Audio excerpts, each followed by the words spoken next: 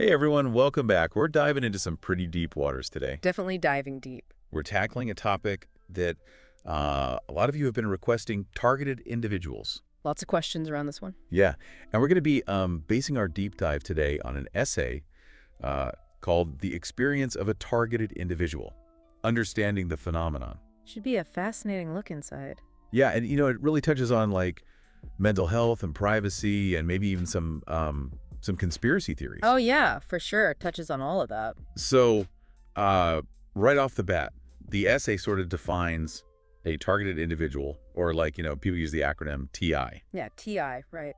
And basically it describes TIs as people who are convinced they're being like harassed. Mm-hmm. Like systematically harassed and watched. Yeah, yeah. But it's interesting because the essay really focuses on the perception of being targeted. Right, right. Like even if there's no concrete evidence, the feeling is very real for them. Yeah. Exactly. Yeah. And it even talks about how some TI experiences might actually be connected to some mental health conditions. Yeah, it definitely brings up that connection. So then how do you tell the difference between someone who's experiencing a real threat? Ah, yeah, that's the million-dollar question, isn't it? Yeah, and someone who might, be dealing with something else. It's a tough one, and the essay actually offers some hints for, like therapists and clinicians, people who might be working with someone who expresses these beliefs. Okay, like what kind of hints? Well, one thing they say to look for is if the person is, really fixated on a single explanation for why they think they're being targeted. Okay, so even if there's like other possible explanations, they're just focused on this one. Exactly, yeah. Like they just can't be swayed, even when you present evidence that might contradict their beliefs. And they also say to look for, other signs or symptoms that might suggest a specific mental health condition. So it's really about getting a full picture of what's going on. Okay, that makes sense. Yeah, so the essay goes on to list a lot of the like types of harassment that TIs often report. Yeah, it gets pretty specific there. Like it mentions things like electronic harassment.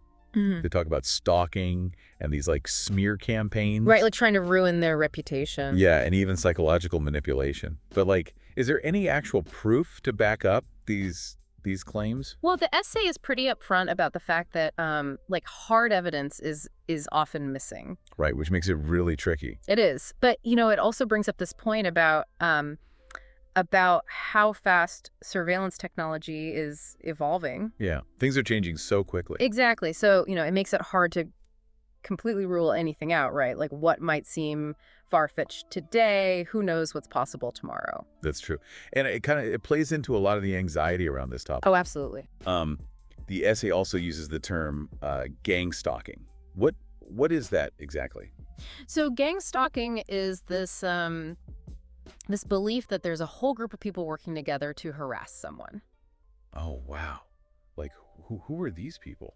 Well, it could be anyone, really. Like, the belief is that it could be strangers or, like, people, even family members sometimes. Like, all working together. Right. And it often ties into these ideas about, like, really widespread conspiracies. Wow. Okay, so, but the essay, like, makes a point of saying that even though there's often no real evidence to prove that gangstalking is actually happening, yeah, the fear that people are feeling, it's real, right? Oh, absolutely. The fear is completely real for the person experiencing it. Yeah, okay. It's just such a complicated topic, like where does reality end and delusion begin? Right. That line can be very blurry. And the essay really emphasizes how devastating this whole thing can be on a person's well-being. It's true. It can really take a toll. Like they talk about isolation and anxiety and even damaged relationships. Yeah, because imagine living with this constant fear and suspicion, It pushes people away. Right. And if your friends and family like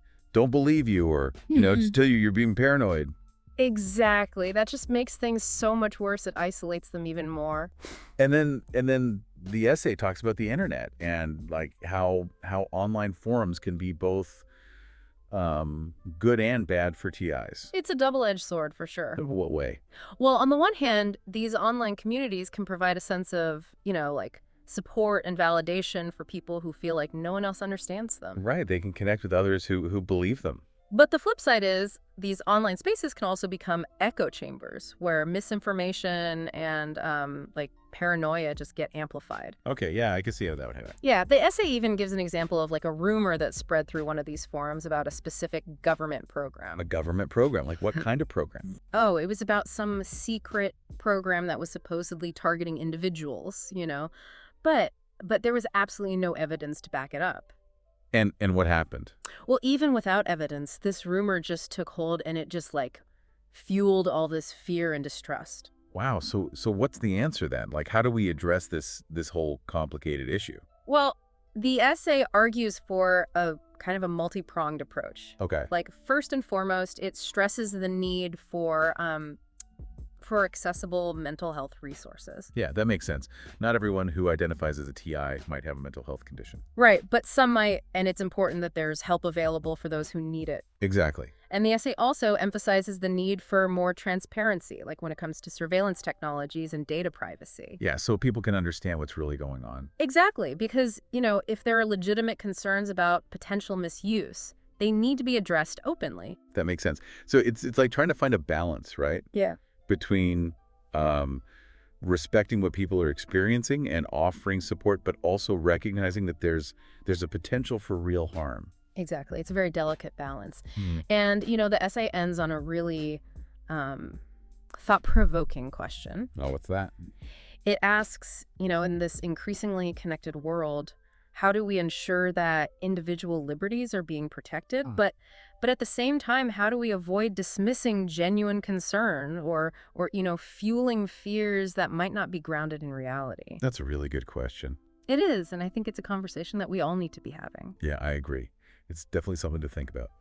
Well, that's about all the time we have for our deep dive today, but thank you so much for bringing your expertise to this really, really complex topic. It's been my pleasure. Always happy to dive into these conversations. Yeah, it was a good one. And thank you all for listening.